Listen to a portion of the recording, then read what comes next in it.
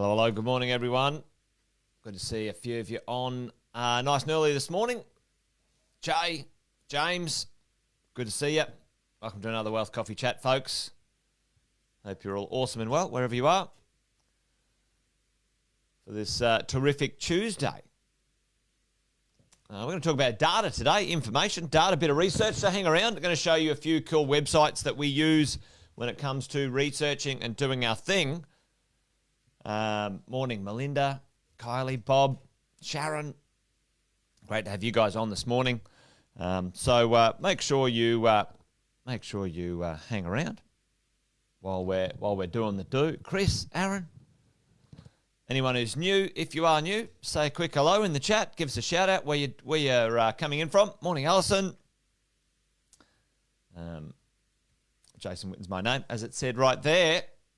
Most of you know that already, but if you don't, if you're new, welcome. Great to meet you. We've been doing these Wealth Coffee Chats for a while, and each morning we get together with some cool, crazy crew like Luke and Bahan and Alison. Thanks for the shout out, Alison. Sharing some of the information, knowledge, confidence, wisdom, experience for property investing that we've gathered as professional property investment coaches and advisors for over the last 18 years with my team across Australia and New Zealand. Been investing myself 22 years. Done a few deals. Some have gone very well and some have gone very terribly. I share a little bit of that each morning. But mostly we're trying to take the daily data, the daily information coming at us flat out like like a freight train, and make sense of it all in the marketplace. So today I thought we'd sort of change gears and do a little bit of sort of nuts and boltsy stuff about research and websites and things that we do, and maybe see what we can do about making sense of some data and information and good things out there in the marketplace. So welcome along. Good to see you, Chris. And good to see you, Sean. Let's get into it. Let's see if my share screen is working. Yeah, there we go. Let me see if I can adjust the size of that just to make sure we get it all in. Yeah, about there. And make sure, I should have done this earlier. A little bit smaller. There we go, about there. And at the bottom, let's see if this works.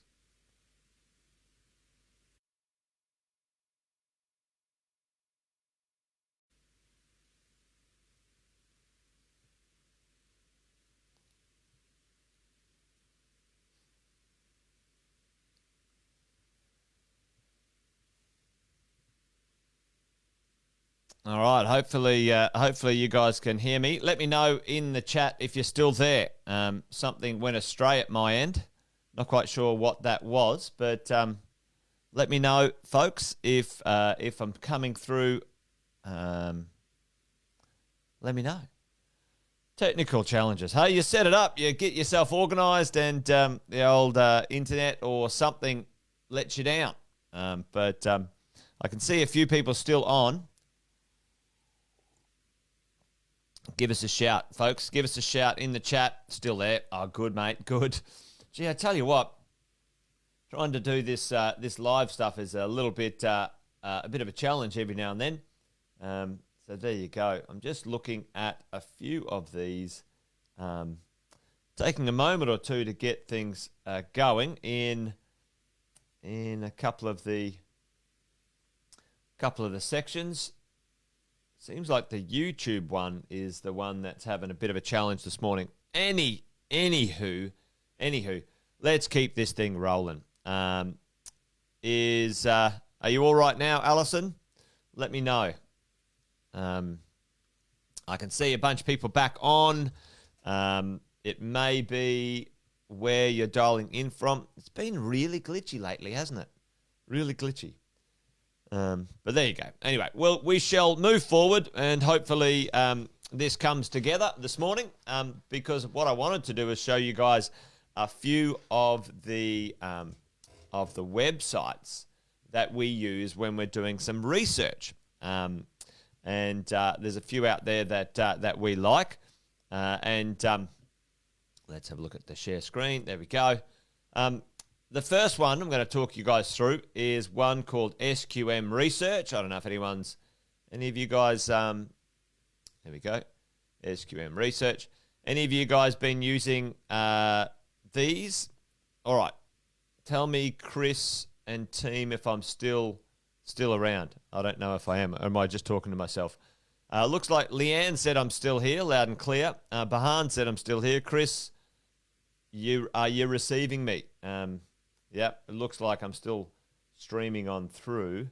But it's certainly the old YouTubey ones aren't doing their thing. All good. All right, well, I'll just keep going. Gee, I tell you. Anyway, folks, what we do is, you should, as a property investor, do a little bit of research on areas, things that are going on in the marketplace, and where do you go for good bits of information and data, and to have a little look at what is happening out there. A few go-to websites for me, certainly when we're talking about, suburbs and suburbs, locations, information, vacancy rates, listing data, etc., are worth having a look at. One of those is sqmresearch.com.au. I really like this one. The next one is one called WalkScore. Anyone ever used walkscore.com? It's a pretty good one. Another website we use is called microburbs.com.au. And then there's a few others that I like to have a look at in the world of property. But hang around, I'll show you those at the end. So tell me, in the chat, is there a couple of websites you guys use from a data point of view? Now, realestate.com's pretty good. There's some information. Domain.com's pretty good. But, they grab data from other sources. But, these three websites, SQM Research, WalkScore, and Microburbs, are our go-tos when it comes to having a look at a marketplace and some data. So the best way to do this is we'll just go through one today and have a bit of a look, all right? So all what we do on the front here, you come down to this little spot here, which is called free property data. Okay, everyone can see that, free property data. We click on that free property data and we get some pretty good bits. You can get free property data. Here's all the free stuff you can get. Auction results, upcoming auctions, sold records, total properties listings, asking property prices, vacancy rates, weekly rental yields, blah, blah, blah, blah. So this stuff is good stuff, right? So put in the chat, give me a suburb. Give me a suburb that we want to have a look at. Give me, I might just put one in there anyway. Let's have a look at total property listings for a suburb, all right? That just, it defaults to 2,000. Lendy. Yeah, Lendy's pretty good for their calculator and little valuations behind. That's good. Yeah, we use RP data, obviously, but Lendy would be using the RP data information as well. So let's just go and have a look at Collingwood. We're going to look at Collingwood in Melbourne to have a bit of a sticky beak at this. It's a little bit dicky when it comes to the searchy thing, but let's have a bit of a sticky beak. So this is pretty interesting. When you have a look at, all right, what is the total property listings in Collingwood? If you have a look here, number of properties on the market for a certain amount of days. You can split to, houses and units, the number of houses listed in Collingwood right now are 16. The number of units listed in Collingwood, 72. You can see what is going on in a certain suburb, okay? let's go and have a look in this record or this place for asking sales price. You know, you can go and have a look at what's going on with the sale price of properties. You know, you can see the trending information, and houses are all over the place, obviously, because there's not that many on the market being sold or on the market for sale, right? There was only 16 on the market for sale. So you can see like trending data, you know, asking prices, all sorts of really cool stuff in there, all right? Let's go have a look at the asking rent in that marketplace. And you can see this is an interesting one because, you know, I've got a property in Collingwood. I'm just looking to put the rents up. I'm like, okay, well, you know, am I going to be able to do that? And you can see here from this data throughout COVID, the rents, my apartment was renting quite high. And then because of COVID, boom, it went down, right? It went from 600 down to 500, okay? And that the market reflected that. Now I'm looking to put the rents back up, and it looks like the market is starting to have a, you know, be able to do that, folks, as we go. So, you know, that's quite a good one as we have a look at, you know, how many listings are on the marketplace here. You know, under 30 days, you know, over 30 days, you can see the supply has gone down, right? But you can see a few here. I think that's, yeah, weekly rental listings. You can see in here now the number of properties on the market for a certain amount of time is coming down. So it's a good way to do research. I like this, folks. I like this one when you have a look at what's been sold, you know, what's the, you know, implied rental yield in the area. You know, you can have a look at, all right, what, you know, units are better than houses. You know, well, that's great, you know, so et cetera, with the data that's around, you know, those sorts of things. The demographics of, you know, 306. So this one's good for data, all right? This one's good for data, information, raw stuff, but that doesn't necessarily give me an idea of what's going on in the suburb. You know, what would it be like to live in that suburb? You know, just because I've got some good information and good data from SQM research on my suburb, you know, what's that suburb like? Okay, what's that suburb like? And so let's go and have a look at that. So let's go to the next one, which is microburbs. Okay, so Collingwood, Victoria, Australia. You know, let's go have a look at what that looks like. So in here, oh, okay, better allow that. Okay, all right, don't worry about that then. So in here for Collingwood, this gives us some pretty interesting information about what's going on in Collingwood, right? Okay, you know, it gives us a score of how cool the place is. I like that. You know, families, you know, how easy is it for a family to live there? Affluent score. This is what I like. This is what you and I, as property investors, you know, like. You know, it's a 10 out of 10 affluent score here, and we can click in there. And what does that mean? It shows, you know, the earnings, and, you know, it gives us a bit of a drill, you know, average incomes, cars, tenant rate, you know, owned outright, mortgage repayments. It's pretty good, this one. You know, convenience score, we'll have a look at that in a minute. A tranquility score, right? Well, it's not very tranquil because it's an inner city, like grungy place, right? Communication score, you know, I believe that's internet connection. Hey, it's important. It's important for people to have internet connection. I can tell you, like, for our office, we don't want to go anywhere without, you know, without a decent connection. Community score, you know, town halls, libraries, etc., you know, those sorts of things. So it's quite awesome to have a look at this. There's some other information as well where you've got planning data. You know, you can have a look at, you know, applications that have been put in to do things with. So you can have a look at the data that's in that suburb as we go, all right?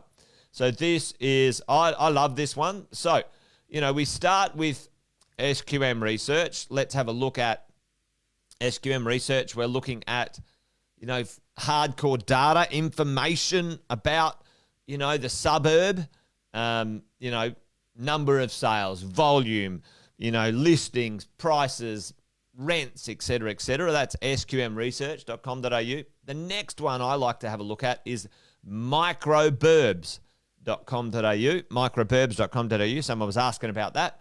And this one just gives you all sorts of demographic and really nice information about that sort of stuff. And there's some other stuff in here. There's investor data as well. You can sort of see, some basic, investor data, houses, units, 3-year growth, past growth, median rent, rental returns, blah, blah, blah, blah. All right. So days on the market, those sorts of things. So you can get some basic information about the quality of that, right? So, but if you live there, if you lived in a certain spot, how far is it to things? See where it says down here, this convenience score, it sort of says, you've got a few things, public transport, etc. Well, how convenient? Let's have a look at what that might be. So I use the one that's next, which is walkscore.com. Now, this is a worldwide one, actually. So if you're ever planning a holiday, WalkScore is pretty good, actually. So you can have a look at this, and you can sort of see, well, if I'm going to stay somewhere, what would it be? How would I get around? What would it do? And this is kind of cool because, look at this, WalkScore 92, which means it's the ninth most walkable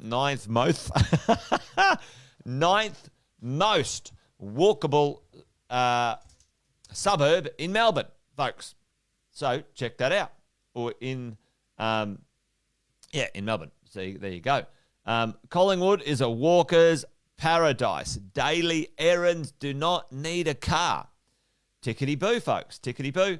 And there you go. So, you can have a look at what that might be. All right. So this is a quick overview for what that looks like. The walk score stuff is kind of cool, right?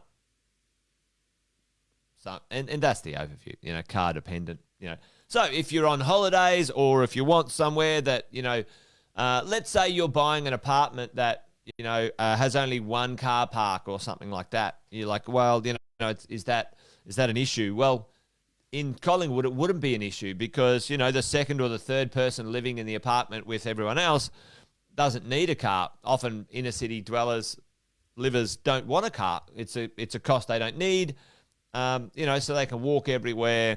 They could catch a bus or they could easily, use public transport or whatever it might be. So that one, it's not too bad. You don't get to drill into, too much in here, but it's gives you a good overall understanding of what's going on. Yeah, that's right. Inner city trams and those sorts of things. So, those are the three main ones. Those are the three sites that I use and our team use as an overall. Obviously, we do. We pay for some information.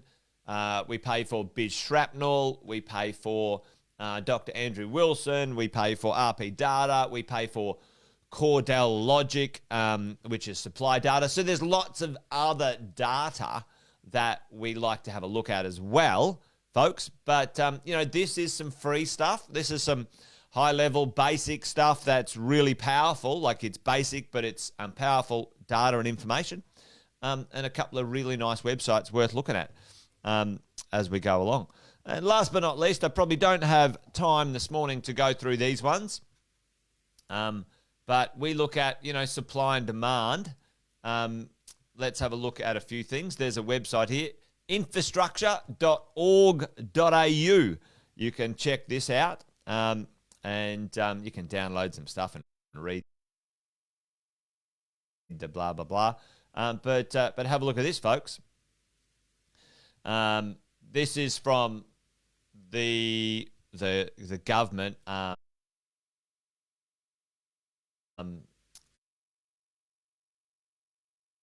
Like it's from the looks like the internet's doing its thing again, being a bit weird. Anyway, don't know why that is happening. That is rather annoying. Anyway, looks like it's back now. This is one you can have a look at, folks. Infrastructure.org.au. 21, 22 infrastructure projects from the government, from the national government, and where they are looking to invest and spend some money. So this is at a national level. So the national government spending money in Victoria, and then if you have a look at the local governments themselves spending money, it's pretty interesting and informative. So have a look at that. The government is spending or investing, $90 billion. $90 billion in Victoria. It's the biggest change. So look at this, folks. It's the number one investment state in Australia from the national government point of view. And then you have a look at what Victoria is investing in Victoria. It's pretty crazy. Anyway, that's it from me, ladies and gents, today. I think we'll call it done and dusted.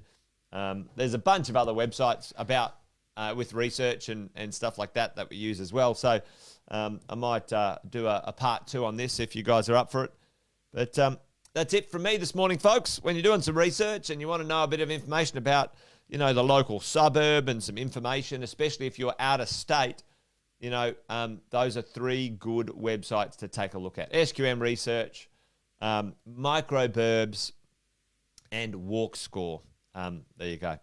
All right, folks, that's it.